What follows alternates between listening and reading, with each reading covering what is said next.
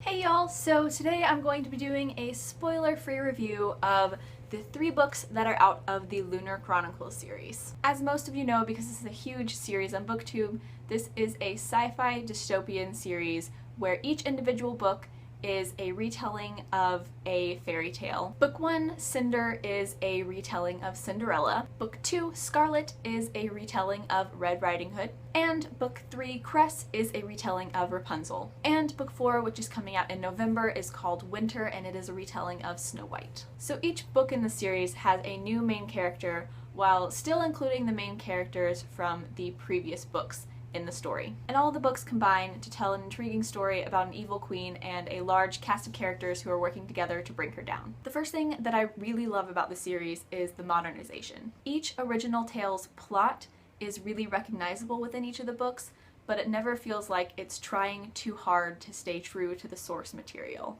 And the modernization is so drastically different from the original tale and so cleverly done that I just really enjoyed it. While the world in the series isn't my favorite world ever, and it's not my favorite aspect of the series, I do think that it was well done. The world building never felt heavy-handed, and I really feel like I've got a great grasp on the world and I understand it, and I do actually really like the world. And I think the only thing that's really keeping me from saying that this world is amazing is that there are certain elements of the world that are reminiscent of some other books that I've read. And of course that's not the fault of the Lunar Chronicles series, but there are some technologies that are similar to another couple books that I've read, and because I read those first, those will always seem like the original really creative ones, even though they may or may not have done it before the Lunar Chronicles series, I don't know. So overall, the world is really cool and really unique, but there are a couple things within it that remind me of some other books. And I really like the characters in the series. I feel like the characters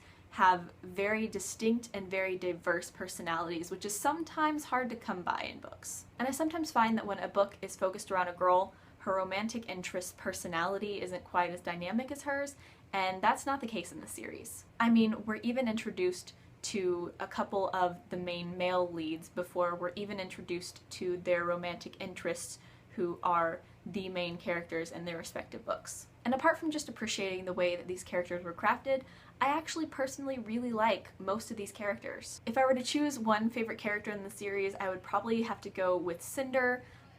She's just so cool and really epic.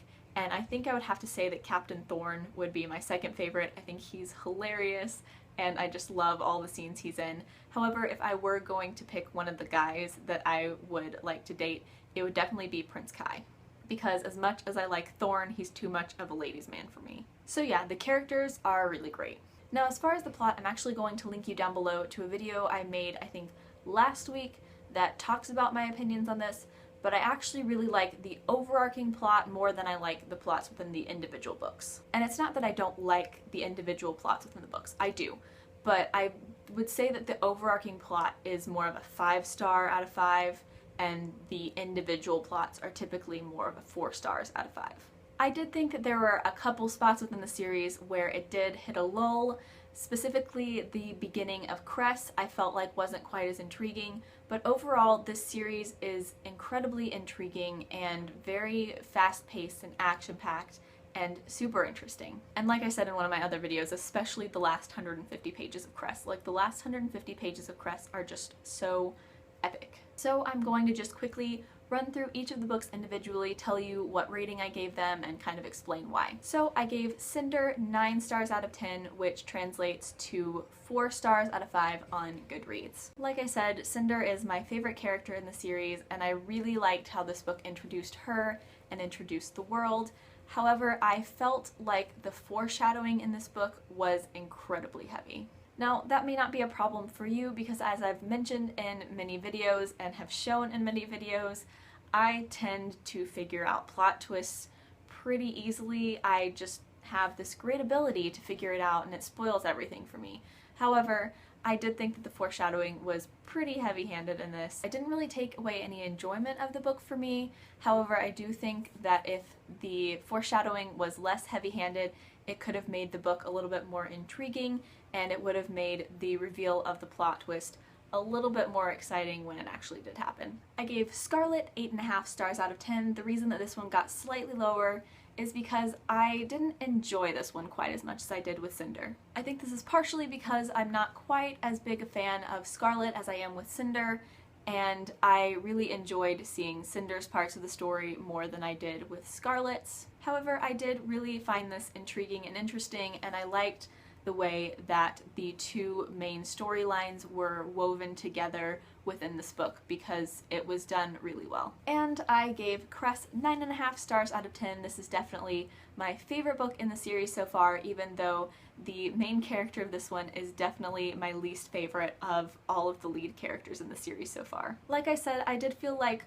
part of this book lulled a little bit as far as the plot, and I was kind of on my way to giving it a 9 because the plot picked up a little bit, but those last 150 pages were so epic and amazing, and it just, I had to give it a 9.5. It was so good. So those are my opinions on the 3 books of the Lunar Chronicles series that are out.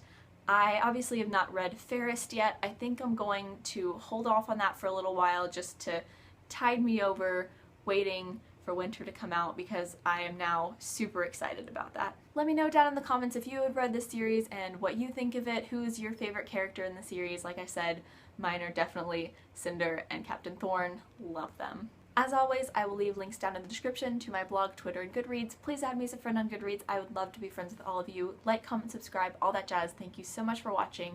Bye!